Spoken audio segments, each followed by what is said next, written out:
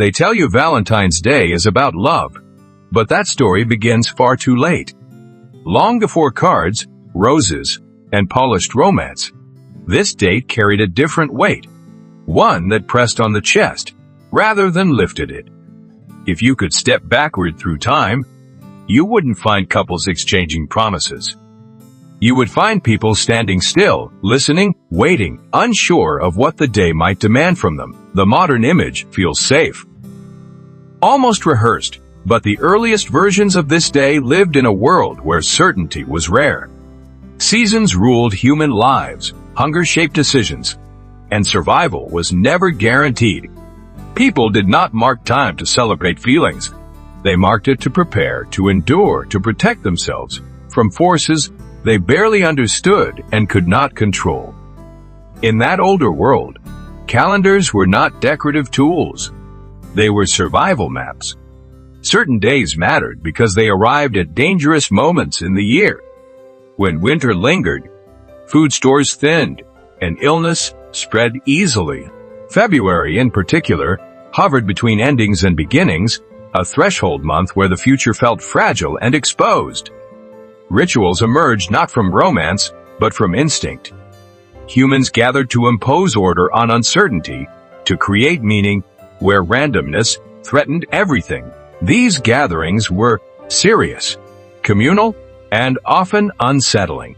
They were meant to stabilize a world that felt unstable, to remind people that survival depended not just on strength, but on shared belief. The roots of what we now associate with Valentine's Day stretch back into ancient cultures that understood fear intimately. In early Rome, February was a time associated with purification and preparation.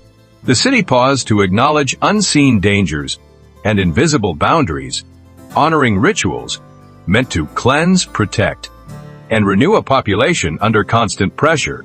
One such observance revolved around the belief that chaos could be managed through repetition and symbolism. Actions were performed not because they were gentle, but because they were necessary. The body, the land, and the community were all part of the same fragile system, and ritual served as the thread holding it together.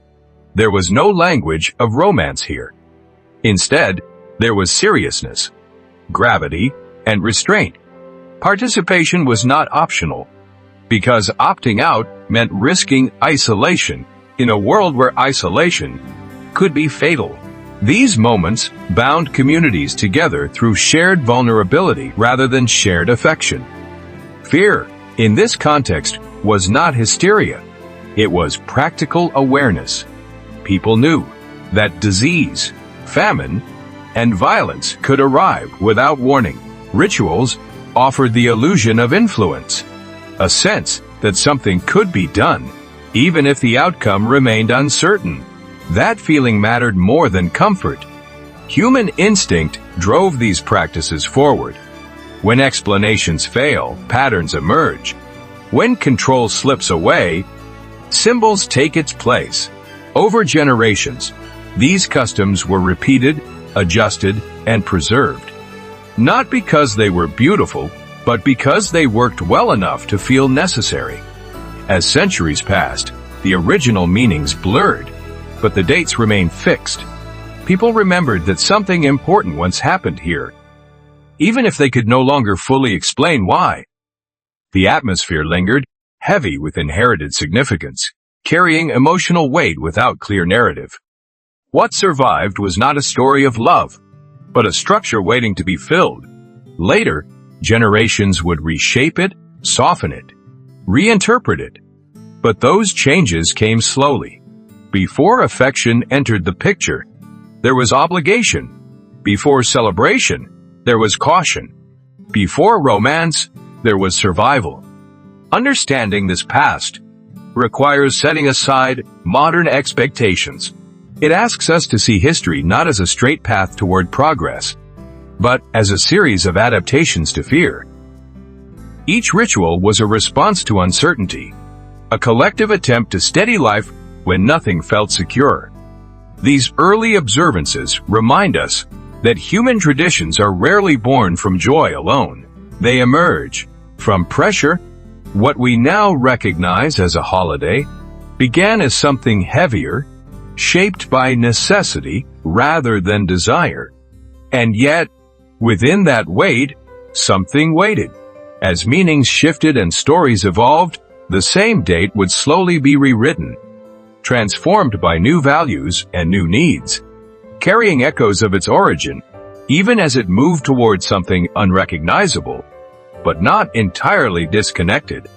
From where it began, it lingered in quiet gestures, in communal memory, in the rhythm of the year, shaping how people understood change, loss, endurance, hope, boundaries, time, bodies, seasons, belief, obedience, repetition, sacrifice, caution, identity, belonging, fear, continuity, adaptation, silence, anticipation, restraint, endurance, survival, renewal, patience, discipline, tradition, uncertainty, shared vulnerability, social cohesion, inherited meaning, collective imagination, symbolic action, moral order, natural cycles, existential anxiety, communal responsibility, historical residue, emotional inheritance, cultural layering, ritual memory, seasonal awareness, human psychology, group survival, mythic framing, sacred timing, social structure, narrative erosion, symbolic persistence, and the slow human habit of transforming necessity into meaning without ever fully escaping the shadow of its origin while generations pass stories down imperfectly through gestures, customs, calendars, whispered explanations, altered rules, fading fears, pragmatic choices, adaptive beliefs, and evolving interpretations shaped by power, environment, memory, forgetting, survival pressures, and the constant negotiation between chaos and order as communities changed leaders, rose-fell climates, shifted populations, moved boundaries blurred, and meanings stretched, but dates endured anchored in collective habit rather than conscious understanding, leaving behind a foundation sturdy enough to be rebuilt, ritual, and the quiet weight of human instinct, CT. Over time, the weight of those early observances began to shift, not through sudden change, but through quiet retelling. Stories softened what memory could no longer carry intact. What once demanded obedience slowly invited interpretation, as people search for ways to live with inherited rituals without fully understanding their original urgency or fear. Time dulled edges, leaving space for gentler explanations and shared acceptance. As generations passed, storytellers became caretakers of meaning, shaping tradition with language instead of force. Oral histories, whispered by firelight, reframed danger into narrative. Fear was no longer confronted directly. It was translated into tales that could be remembered, repeated, and gradually felt rather than endured. In this shift, survival lessons hid beneath metaphor and familiar human rhythm, shaped by voice, memory, time, patience. Poets later carried the transformation further, turning shared anxiety into imagery and emotion. Through verse, the harshness of earlier rites dissolved into symbols people could hold without fear. Words gave shape to longing, absence, and hope, allowing a once severe moment in the calendar to feel intimate rather than threatening. This emotional translation made repetition comforting, familiar, and quietly meaningful over time, generations, and memory.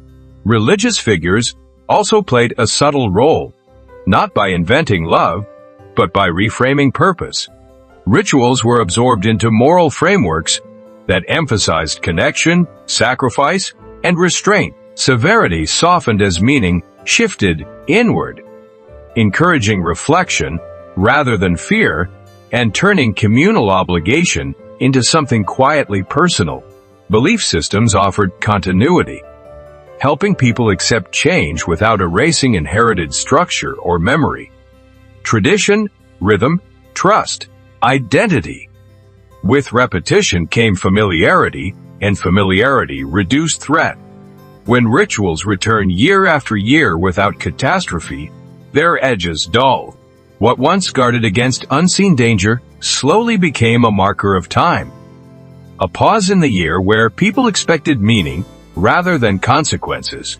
Expectation replaced vigilance, and emotional anticipation began to outweigh instinctive caution, reshaping collective behavior.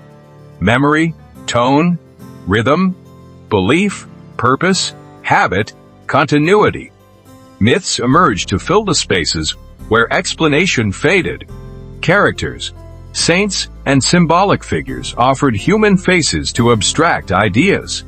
These stories were easier to carry than uncertainty, and kinder than fear, allowing people to anchor emotion to narrative rather than to instinct alone.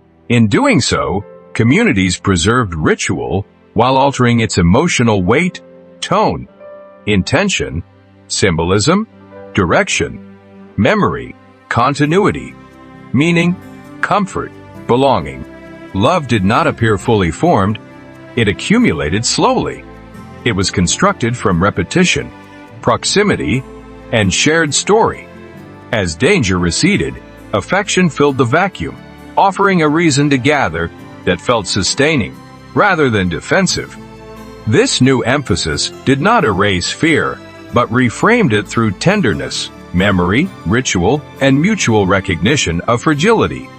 Dependence, continuity, care, vulnerability, presence, hope, endurance, trust, survival. Over centuries, harsh acts became symbols, and symbols became gestures. What mattered was no longer the act itself, but what it represented. Meaning migrated from the physical to the emotional, from external threat to internal need. This transition allowed people to participate without harm while still honoring continuity, memory, and shared significance, gently adapting instinct into expression, emotion, myth, ritualized feeling, collective identity, belonging. Societies tend to choose love stories because they are survivable. Stories of endurance exhaust, stories of affection restore.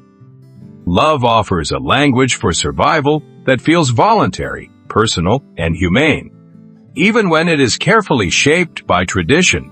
In this way, emotional narratives soften history, making ancient pressures feel accessible, relatable, and quietly reassuring across time, culture, memory, repetition, ritual, inheritance, expectation, belonging, continuity. The transformation was not deception, but adaptation. Humans adjusted stories to meet changing needs, translating instinct into meaning. As physical danger faded, emotional uncertainty remained, and love became a way to acknowledge vulnerability without returning to fear. It provided structure, ritual, and permission to feel, connect, and endure together within shared symbolic frameworks. Memory, expectation, gentleness, continuity, mutual recognition, care, presence, time, tradition, humanity. Modern expressions still echo these ancient instincts. Beneath celebration lies the same desire to mark time, to pause, to be seen. Love, in this sense, is not perfection, but a shared agreement to soften existence together. It carries fragility, expectation, repetition, and longing, shaped by memory, tradition, and the quiet hope of recognition within communal rhythm, continuity, vulnerability, trust, patience, history, survival, meaning, belonging, endurance. It survives because it answers something unresolved. Even in safe worlds, people fear isolation, insignificance, and silence. Love rituals respond gently, offering structure for connection where certainty is impossible. They translate ancient vigilance into reassurance, turning collective anxiety into shared emotion, repetition, and presence, reminding individuals they exist within something held, remembered, acknowledged, and repeated through time, story, tradition, rhythm, expectation, belonging, continuity, meaning, care. Choosing love is not forgetting survival, it is remembering it differently. Societies reshape memory so life feels livable. In that reshaping, tenderness becomes a tool, not a fantasy. It helps people endure uncertainty, loss, and change without returning to fear.